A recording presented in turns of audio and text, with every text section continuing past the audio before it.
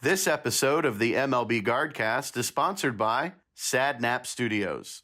Are you in need of assistance when it comes to digital arts, logo creation, website design, brand building, or designing merch? Then look no further than Sadnap Studios. The team at Sadnap Studios wants to help and make your dreams into reality. Everything is original and organically created, nothing AI. You can follow them and check out some of their incredible work on Instagram at sadnap_studios_art drop. Thanks again to the folks at Sadnap Studios. Go Guards.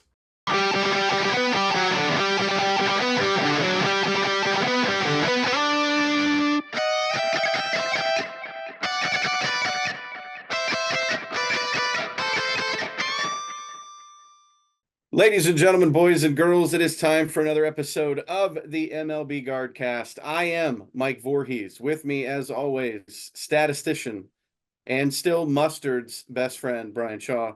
Bryan, it's episode 33, sir. Happy Thursday. I had to double check. Happy Thursday, sir. How are you? I am good. It's been a wild ride since we last recorded. I think we're recording at a good time so that we're nice and happy, but it has been a wild ride since we last recorded. Why don't you break it down? Yeah, it's Christmas in August, and I'll explain that a little bit later.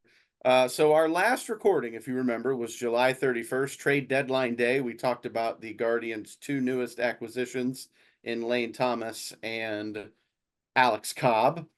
And since that recording, here's how things have gone. We split with Baltimore. So 4-game series, we split 2-2. We got swept by the Arizona Diamondbacks. Our first sweep against of the season. Yes, the first time we hadn't won a single game in a series. Not great. Then we split with the Twins, another 4-game series. We split 2-2. And then we sweep the Cubs. We lost 7 games in a row at one point, and we are currently on a 5-game winning streak. Bryan, so what in the world is going on? Yeah. So when you broke it down like that, it doesn't sound as bad, right? Because you were like split, lose a series, split, win a series. But they won 5 in a row. We were on the highest of highs. They had scored, I think, 18 runs in 2 games against the Orioles. Something like that. And then they lose 7 in a row. So they won 5 in a row, lose 7 in a row. Everybody is just ready to get the pitchforks, and there were so many people on Twitter that were, or I'm sorry, X, can't call it Twitter. Elon Musk will show up at my house on X. People were just ready to throw this team to the dumpster, and well, we're done. We knew this was going to happen. The wheels close. have come off. I close. Couldn't. Had we lost another one, I think I would have. This team, and I've texted you multiple times throughout the season. This team is going to give me a heart attack. There is no doubt in my mind it's coming. It's not if, but when. Just the stress. My goodness, what in the world? So they followed that up though with a haiku, 5-7-5. They won 5, lose 7. 1-5. They're on a 5-game winning streak, and we last recorded. They were in very first place in Major League Baseball. Today, they are in very first place in Major League Baseball with the best record. A half a game ahead of the Dodgers and the Yankees. So we'll take that. And 4.5 on the Twins. Yep, you didn't prepare a haiku for us. I figured you would. You saw the 5-7-5. No. Figured you might pull one out for us. I don't have a poem. I'm not a good poem writer, especially haikus. It's just wild. It's a perspective thing. Like you know, the way you broke it down, it doesn't sound as bad, or it doesn't sound as erratic. And that's what you guys have to do sometimes. You went from winning 5, and like I said, you're on the highest of highs, and then you lose 7, lowest of lows, thinking, is this team going to just fall apart and maybe not make the playoffs all of a sudden? And then they turn it around. They win 5 in a row, sweep the Cubs, which, sweep the Cubs. I like sweeping the Cubs. We did. And the fact that we did it yesterday, I was so close to calling that game as close as possible. Yes. And so for context, Mike, I had said to Mike before the game that the bullpen was in a precarious spot. And Stephen Vogt said the same thing after the game. Said if they Hmm. don't get length from Cobb, I don't know who they're going to turn to because Xavier Curry, we lost. He was Yep, he's designated for now a assignment Miami Marlin. and got picked up. And Pedro Avila had pitched 2 days in a row, so there wasn't a guy that you could really turn to for some length. Maybe Eli Right. Morgan. There's a couple of guys that were struggling in Barlow and Sandlin, and so the bullpen was in a precarious spot. But Mike said Cobb's going to give us 7, and then we're going to win. I think you said 7-2, right? I did. So they won 6-1, and Cobb gave us 4 and 5 2/3. 5 2/3. And Yeah. I think, and that's the thing. I think Stephen Vogt pulled him early. I would have liked to see him get 6. So I think the I reason he did really would that have. was because he got a bad call. First off, Hmm. he should have gotten the strikeout call on the previous batter, but he didn't want a repeat of the other game against Baltimore, where he left Yeah, him in one I batter get too that. long and it ate him. Because if he gives up a home run on the next batter, that's a 3-run home run with 2 guys that he walked back to back. Now, I'm not Right. blaming Cobb for that. That wasn't his fault. Like I said, bad strike zone. It was very obvious that you could look at see that there was missed strike calls there. So it just made sense to savor that, bring in they brought in Sandlin and we had the line drive out to Josh Naylor. Yeah, I mean, don't get me started on robot umps. I think they're coming sooner rather than later. I am so sick of these umpires. And when you watch the game either on a mobile app or the TV, and they're showing replays of where the ball is, and it's in the square, and they're calling it a ball, and you're like, what are we doing? Or Like, a there's strike that's no 2 balls off the plate. right. We're Yeah. there's no consistency, and it's quite frustrating. Anyway, I don't want to go down the rabbit hole. I'm happy today. Happy little trees. I'm not getting upset. Anyway, we talked about it's Christmas in August. Why, you say? How about big Christmas? John Kenzie Noel.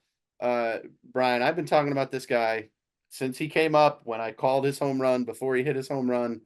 And now he's hit 3 home runs and 5 RBIs over his last 7 games. He's hitting 300. I have a feeling we're going to be seeing a lot of him in the lineup, whether it be DH, first base, or right field. What else can we say about this guy? This guy is going to be a staple in the middle of our lineup for years to come. We hope. I mean, we Oh, hope. yeah. We've seen guys with this kind of surge before.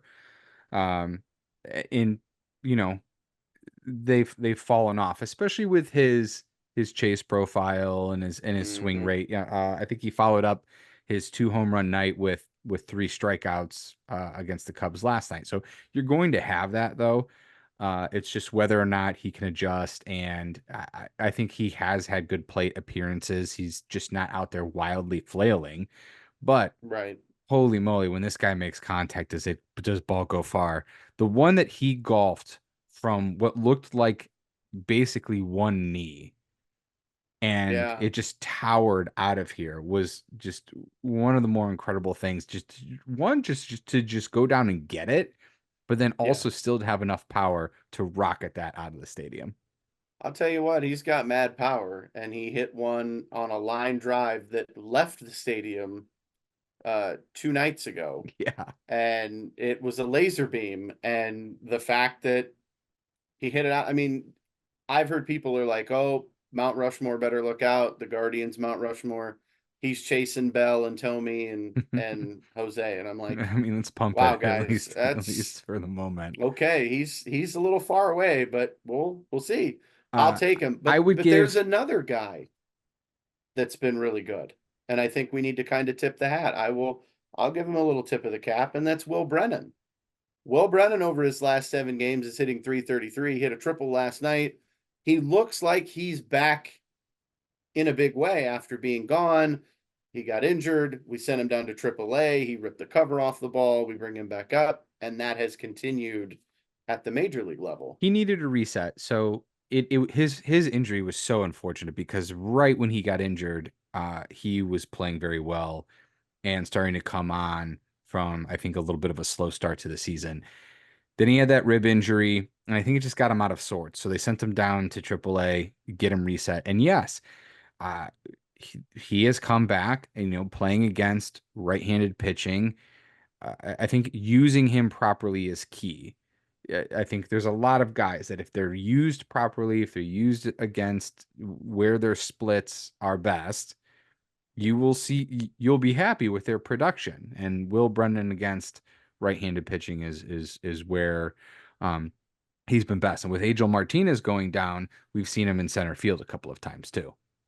Yeah, and I think we're going to see Lane Thomas be our center fielder going forward. I think Tyler Freeman has relegated himself to the bench.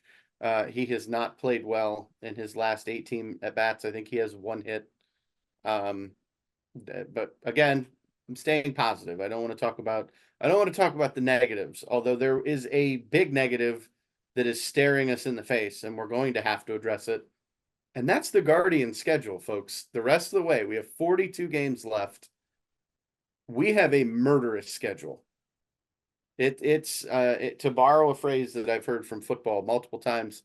It is time to put up or shut up. This schedule going forward, we're playing top tier teams, and if they're not, we have still struggled against teams that are not playing up to their expectation. Well, so how many of these last 42 do we have against the White Sox? We have 6? looks like, hold on, I'm looking. No, we only have 3 with the White Sox. There's only 3? Okay. We only have 3. We have 6 with Kansas City.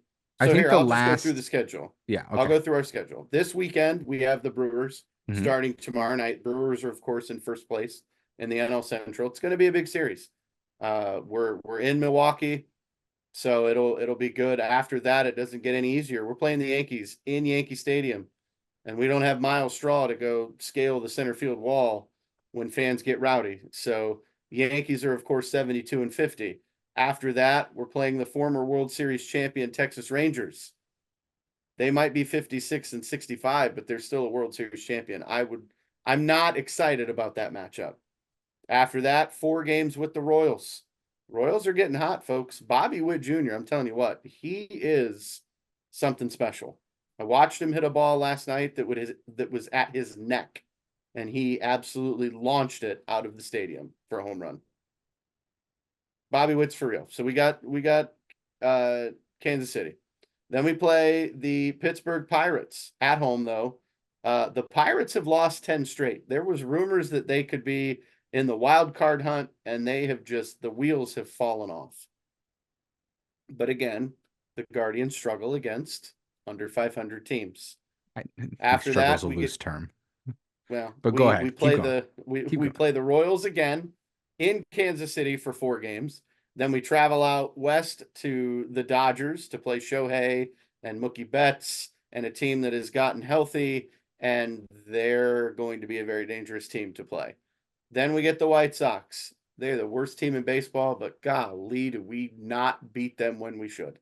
That should be a sweep. That was much earlier in the season. That was before they traded away half the roster. Keep going. Let's all right. Then we have the Tampa Bay Rays, who are 6.5 games back in the wild card. We play them for 3. Then the division is on the line September 16th through the 19th when we're playing the Twins. Folks, that's what it's going to come down to. I have a feeling that the division will be up for grabs right there. Minnesota's currently 4.5 back, so we'll see. We go to St. Louis. We'll play the Cardinals. They're fighting for second place in the Central. They're fighting for a wild card as well. Then we go to Cincinnati comes here for the Ohio Cup. We have our final 2 games with them. And then, folks, we finish the season with potentially a first-round opponent, and that being the Houston Astros, who are incredibly hot, winners of 8 straight. And that's the season right there, guys. That is the rest of August, all of September, and it's not pretty. So, yes, there's a lot of good teams on there. They have a winning record against good teams. We've been hearing this for the better part of a month, though, since the All-Star break. Yeah. We've been hearing they have the hardest record in baseball. But what they've done is they've split with those teams, those good teams, or they've won the season series with those good teams. We have the season series. Before we even play the Twins again, we have already won the season series, and we have the tiebreaker against them. We have the tiebreaker against Baltimore. We've won the season series there. So those are big in terms of, seeding and playoffs. You essentially gain an extra game. If you end up tied with the Twins, we win the division because we have the Right. tiebreaker. You So could we lose can't every get game against swept. the Twins, Yeah, we don't and want to get swept though. you don't want to. I understand that, but like, let's say they're up. I think they have 6 left against the Twins, 6 or 7. Anyway, Let's see. Let's see. let's We say you're got 7 games up and you end up tied in the Nah, you're division. getting the Twins and the Royals confused. We've got Okay, 7. We've got 7 against the Royals. Yeah, we have 7 against the Royals and only 3 left.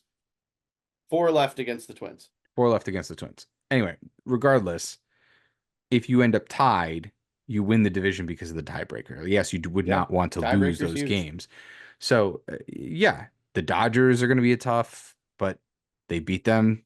They beat the Dodgers in Dodger Stadium 2 years ago, We in did. 22. Yes, you've got the Yankees, but the Yankees have been struggling as well.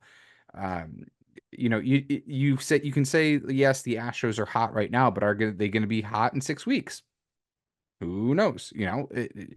Hello. We Like, you we never went know 5 how. 7 5. So Yeah, you won never know how 5, those lose things are going to 7, play win 5. out. Right. You can't play the schedule game at this point. You just got to take it series by series. I'd say Yep. more than anything is that's a grind. Mm-hmm. It's what is it? It's 42 games in 45 days. Something, yeah, something like So that. that's We do that's have gonna some days be off, which will be good, but that's gonna be a tough grind. And we had talked about the bullpen for yesterday. Thankfully, we've gotten some pitching reinforcements here, and despite what Guardians Twitter will tell you that they weren't the moves to make. So far, those moves look really good. And yeah, Alex Cobb looked really good yesterday after that outing versus Baltimore. And then Matthew Boyd looked incredible. He had almost a no-hitter in yeah. AAA and then comes back and with his first start has a really, really great outing against the Cubs. So in the Oh, last 2 games, Boyd and Cobb combined gave you 11 innings, only 6 hits, 2 runs, 9 strikeouts. So yeah. how do You you text me that, feel and if how do you feel about Bybee, Gavin, Lively, Boyd, Cobb the rest of the way? I'd be okay. You give me Tristan McKenzie, and he's figured it out, and you give me Logan Allen as another lefty who's figured it out. I'm okay with 7 starters. I'm Well, ready to. I think we could figure something out I don't know if you need all those with starters, but speaking of Tristan, it's he's yeah. had 2 really nice outings, his last 2 outings in Columbus. So I'd say, I mean, another appearance or two, and yeah, maybe you do go 6 deep in the Let's go rotation to six give man. these I guys. I would be totally okay with that. I think we're going to need it, especially 45 games or 42 games in 45 days.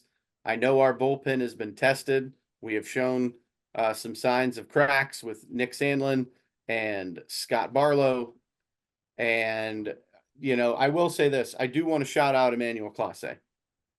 Dude pitched 4 straight days, got 4 straight saves. He's tied Jose Mesa for that record. He did that back in '97.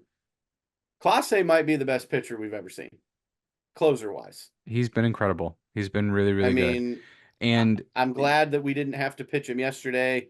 We're gonna need to kind of take our foot off the gas a little bit with this bullpen. I just don't want to overuse them this last month and a half of the season, and we're gonna need them in September. We're gonna need shorter games where starters don't have to go 5, 6, 7 innings. They only need to go 4, and then you can turn it over to the bullpen. That's what we need, and that's where we need to go. So I well, I think wouldn't. it was reported. Is it reported that Sam Henches is done for the season? He's getting a second opinion. I haven't seen anything since then. He's getting a second Okay. opinion on his shoulder, but I would not, just based on that, those are usually not good signs. Yeah. I wouldn't count on him until he actually returns. Carrasco is on the IL. You could see a situation where with Carrasco coming back from the IL or Tristan coming up, maybe you do like a double starter. You do a starter for 4, and then you bring in a Carrasco or a Tristan for 3, and then you go to the Yeah. bullpen.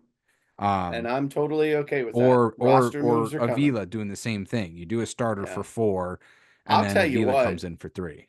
I tell you what. Pedro Vila has earned my respect. Dude's a gamer. When we used him, it was either in a blowout or mop-up duty. Mm-hmm. Dude has pitched in high pressure situations, and he has pitched extremely well. Mm-hmm. Shout out Pedro Vila.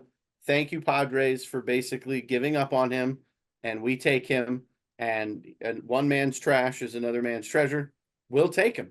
Now, Brian, we know last year the Cleveland Guardians and the Anaheim Angels played Let's Make a Deal after the trade deadline when the Anaheim Angels released Renel Lopez, Matt, what was his name? Matt, the lefty. Oh, Matt Moore. Mm-hmm. And then the third pitcher was Giolito. Giolito. Could we see that happen again now that it's waiver season and teams are making some crazy moves? They're going with young kids, young guns, letting the veterans go. Brian, I've put a list together of 4 names that I really think the Guardians need to look at here, potentially. So 3 of them would be hang on. reunited. Let me lead into this. Okay, Let me lead into this because you said thank you Padres, right? Yes. And one of the guys on your list, we traded to the Padres, who then did traded the him to the Scott Barlow Yankees. deal. Yes, which you said, Scott Barlow struggling, but he came in and he finished off the game last night. He got 5 even outs. Though Brian Rocchio tried to give it away. Yes, he did. But he had some cushion. They gave him some late inning cushion. But he had a really nice outing yesterday. So we traded Angel De Los Santos to the Padres for Scott Barlow. De Los Santos goes to the Yankees at the trade deadline, and the Yankees have DFA'd him, and he is available. So I'll that's tell you one why guy. we need him. I would know why agree. we need him? For depth. Carl Willis and Hedgie, the pitcher whisperer known as Austin Hedges. I think they can get Angel De Los Santos back to form, and I think he would be an exceptional depth piece if we're able to claim him off of waivers. I would love to see that happen. I know a gentleman who was released by the Washington Nationals who hits lefties very well, plays first base as well as the outfield. Harold Ramirez is available. He's hitting 270 this year. No, could potentially Harold be Ramirez. Of help. He could be some help. I would rather see. Well, go on. Do your next big name, and I'll lump the two of them together. Former Guardian who was traded to the Dodgers, and then the Dodgers played him for a year. He signed with Tampa Bay in the offseason, and then Tampa Bay traded him to the Dodgers, only for the Dodgers to let him go. That would be infield, outfield. Ahmed Rosario is available. Folks, he's hitting 305. He's got like over 700 OPS. We have a shortstop that's barely hitting 200. I'm not saying I don't want to take away from Brian Rocchio. I don't. I'm looking at Ahmed Rosario, folks, and I'm looking at a reunion here. Brian, I know that you have thoughts and opinions on Ahmed Rosario, so the floor is yours, sir. So let's start with Harold Ramirez. I did like Harold Ramirez. I was upset that they let him go to Tampa for nothing a couple years ago when we could have used him in right field, and then he flourished. I don't think he's that player anymore. He's not great on defense, and he's not having a good season. If you're going to play him as strictly a right-handed bat against lefty pitching, we already have a bunch of guys for that, and I don't see a spot for him. And there's guys that are hitting better. Daniel Schneemann on the season, I think, is doing better than Harold Ramirez. So he's an out. Hold on, Daniel Schneemann is batting 222. No, who cares about average? Average, no. Batting average? No. Okay. Average doesn't mean anything. Look at his OPS. Could you pick up Harold Ramirez as a depth piece and shove him down in Columbus? So, I mean, I guess in Columbus, sure. Would it hurt? Nope. No, in Columbus, sure. I guess so. But I don't think I'm not saying he has to come to the major league squad right now. I'm just saying if an injury or something happens, maybe you scoop Harold Ramirez up, you stuff him down at AAA, you let him hit a little bit, get his confidence back, and then if there's an injury, you can stick him in and let him play. I see though, instead of doing that though, I'd much rather see George Valera. I'd much rather see Juan Brito. Much rather see Really? Kyle Okay. Manzardo all back up here or Okay. or or That's fair. here instead of Harold Ramirez. And the same thing goes for Ahmed Rosario. His defense is just atrocious. It's better than it was last year, where last year he was the worst defensive rated shortstop in Major League Baseball. But even this year, his defensive rating is like a -7 or something like that. Oof. All right.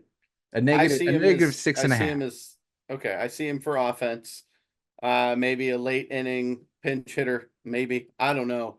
I I agree with your thought that they need improvements. Mhm. I understand that, but I think dumpster diving for waiver players, I'd rather see AAA guys come up. I'd rather see Juan Okay. Brito. I'd rather see Manzardo. I'd rather see Valera than a rehash reunion with Ahmed Rosario or Harold Ramirez. Well, you wonder if Jose Ramirez has gone into the front office and asked for his buddy to come back. You wonder if that conversation's been had. The last name I have on my list shocked me. I saw this yesterday. Breaking news for those that may or may not know. Catcher Elias Diaz of the Colorado Rockies was put on waivers yesterday. Former All Star. He's hitting 270 this year. Brian, we have a gaping hole at catcher. Not taking anything away from the defensive wizardry of Austin Hedges, but we know he couldn't hit his way out of a wet paper bag. Guys hitting below 200. Bo Naylor is around the 200 mark. Could Mr. Diaz be of assistance to the Guardians to help us down the stretch? I feel like I have deja vu.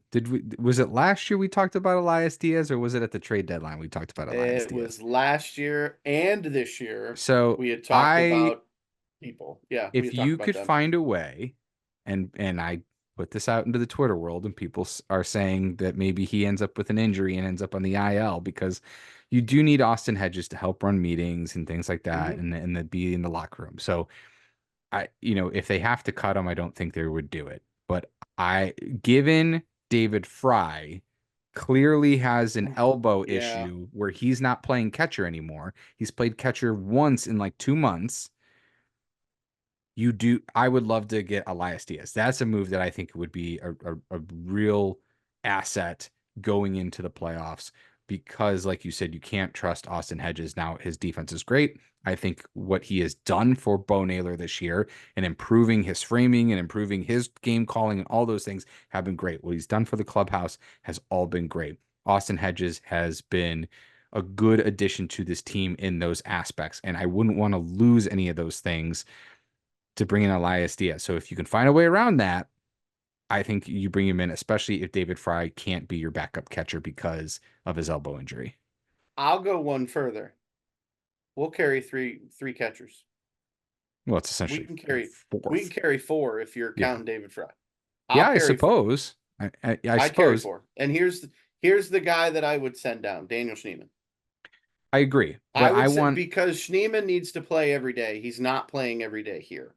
It seems like it's Brian Rocchio at short, and when it's not Rocchio, it's it's Tyler Freeman, or if it's Freeman. Yeah. not Freeman, it's Schneemann. That So, seems to be the three. So if you have to make a roster move, I'm okay with Schneemann going back down to AAA, playing every day, and then being ready if potentially we need him later on. But I think here's where I'd make that offensive replacement. Having somebody that's hitting 270 and being able to pencil them in your lineup kind of changes the dynamic of your lineup a little bit, considering Hedges is hitting like a buck 86 or something crazy. Bo Naylor's hitting like 210. David Fry has completely fallen off. He's now hitting like 268. He is not the same guy that went to the All-Star game. Clearly something's wrong. well, he's injured And and he should be playing against lefties. yeah, Diaz can also play first base and he can DH. So, So if they and don't again, do that, though, if they don't, right. I agree. Daniel Schneemann should get optioned. He over the course of the season, his statistics look okay. But since June 30th, so July through so far this 2 weeks in August, he has just barely over a 600 OPS, and he didn't play versus the Cubs. Yeah. And as you mentioned, he's not playing as much center field. He's not really playing as much shortstop. I would option Schneeman and bring up Manzardo. That's the swap I would make right now for this upcoming Yeah. series because Schneeman's Manzardo your or lefty bat, and so what that does is that you bring up Manzardo, you can get Josh Naylor off of his feet a little bit for mhm. this lead up, this end of the road towards the end of the season, and David Fry gets time to rest that elbow, to heal that elbow up if he needs to, and to get him only playing against lefties for a little while. I would agree. There's two other names that I'd like to see potentially brought up if Schneeman goes down. I think Juan Brito, who's done really well at AAA, he's hit extremely well and he's played all over the place. Another Swiss Army knife for Stephen Vogt to use. And I also think that we need to take another look at Gabriel Arias. And I know that you're going to laugh and and joke and with all, but he's tearing the cover off the ball in AAA, I which it don't seems like he can disagree. do. I wonder if he can do that up here. So he was struggling a lot, Mm-hmm. and his strikeout rates were far too high. If he has figured that out in AAA, I haven't looked at his advanced numbers to know if like his changes of approach and things. But Rokio's not doing a lot for you, and he's had a bunch of errors recently. So if you want to Yeah. swap Rokio for Arias, I can't say no. Um, I would prefer Brito first, but if they make that move, I can't argue against it. I mean, regardless of how I felt of how Arias has done up until this point, if he has gone to AAA and improved himself and improved his approach and can still have that power with some contact as well, well, that's all we've ever wanted out of him, and great. And I'll be his Right. biggest fan if that's the case. But up until this point, it hasn't been the case. The problem is with Juan Brito is he doesn't play short. Right. You'd have to move Jimenez He's to played shortstop. second base, he's played first base, he's Yes. played outfield, right Right. and You left would have field, to I move believe. Jimenez to shortstop, but and they've said that they don't want to do that That's in the not going to season. do that. And Yeah. but Yeah. yeah, I wouldn't. I mean, a reunion with Arias, Rokio is on my last nerve. I would have when Angel Martinez was still here, I would have rather have seen him at shortstop than Rokio. I think. Um, Well, and that's I would have there's rather have seen Tyler Freeman at shortstop almost every day yeah. at this And point. I'm So wondering why he hasn't played more at short, but they're trying to let Rocchio have the job, do what he needs to do, and it just we haven't gotten there yet. Rocchio is still hitting over just over 200, making a bunch of errors, mental lapses. I mean, I don't know. But again, we're not going to end on negativity, Brian. We're going to end on positivity. We're on a 5-game winning streak. I see the light at the end of the tunnel. I do. We just got to get there. And I agree with what you said. We have to take one series at a time. I'm going to let the front office make the moves. I'm not a general manager. I'm not an owner. I'm a fan and this is what I want. It's not about what I want. I just want this team to win. Whatever we have to do to keep winning, that's what I want. well, So if we've got to make some small moves, to so be go it. back on that for a moment, everybody was mad about the De Los Santos trade for Barlow, right? Mhm. Well, I'm one of them. De Los Santos has now he'll be on his third team here in the past year. Yep. Uh, a lot of people didn't like the Alex Cobb trade. They thought it wasn't enough because he was injured all year. A lot of people didn't like the Matthew Boyd pickup because he had Tommy John. Well, both of those moves, at least so far, look like they could be just as good as, getting some of the other pitchers that were available, like Kikuchi, for example. Yeah. Or We'll face him. who did we smoke We'll face against? him. Who did we smoke against Baltimore? Oh, Was the Flaherty? lefty from Was that? no, the lefty from Miami. Rogers. Yeah, Trevor We Rogers. torched him. Yeah, we torched So, him.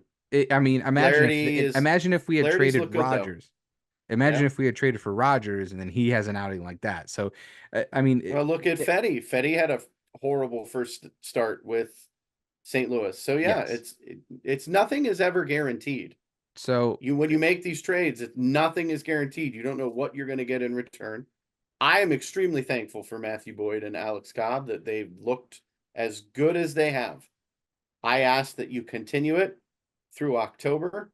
Once we raise that World Series trophy, if your arm falls off, thank you for your service. We appreciate you. Once a guardian, always a guardian type deal. Like, we just got to get there. And I want to try to stay as positive as possible. Well, it's easy to do when they're winning 5 in a row. No matter how they're getting it done, they're getting it done. They're grinding it out, and it's been quite the ride. Even the roller coaster over the last 2 weeks of 5-7-5. I mean, you can't say it hasn't been fun. No, Maybe it's it's been been fun. stressful, and Mike's about to keel over here over Yep. it, but it has been fun. Yeah, I mean, we talked about this at the trade deadline. They have some holes here and there, and you would like to see some improvements. And we have our ideas on what those improvements might be. Hopefully, they make them. I do think the other reason I bring up Manzardo so much is because if you're not going to bring him up, when? Like, are you going to see if he can help you into this last push and into the playoffs? Because otherwise, he'll have spent the majority of the season in AAA. There's only 45 days left of the season. So, if not now, when? And also, why not? Like, why haven't Will we seen him? rosters expand in September? The Guardians will be able to add 2 people. I think Manzardo is a leading candidate, and I think Tristan McKenzie is the other candidate. So we'll rock with 28. Those are my 2 guesses. But you know what, Brian? I think for next time that we record, I'm going to ask you to prepare a haiku 575 Okay, I will of our try to Guardian prepare a season. haiku. If All you right. can, I will I'll do do the I'll same. do my homework There you on go. preparing We'll a get some haiku. homework, guys. Buckle up again. Buckle up. Enjoy the ride. It's gonna be fun. It's gonna be stressful. They keep winning. Enjoy it. We could be the White Sox right now, guys. What are they? 60 games under 500? My Something absolutely asinine. my wife asked We could. me, "Have we ever been as bad as the White Sox?" And I had to go back to like the 1980s to even come close to a Yeah. record that was as I don't bad as think the White we Sox. would be. Yeah, Grady Sizemore, shout out to you, former Cleveland great. You've got your hands full, buddy. You're playing for nothing, really. You're Hey, not going to get a. You're not going they to keep a smoked the job. Yankees in his first victory. Good for him. We'll take. He was the Yankee killer when he was here. I love it. So we shall see, folks. Join us in 2 weeks when we come back, and hopefully we're on cloud 9 and we're skating into the postseason. And yeah, it'll be fun. Go Guards. Go Guards. Talk to you soon.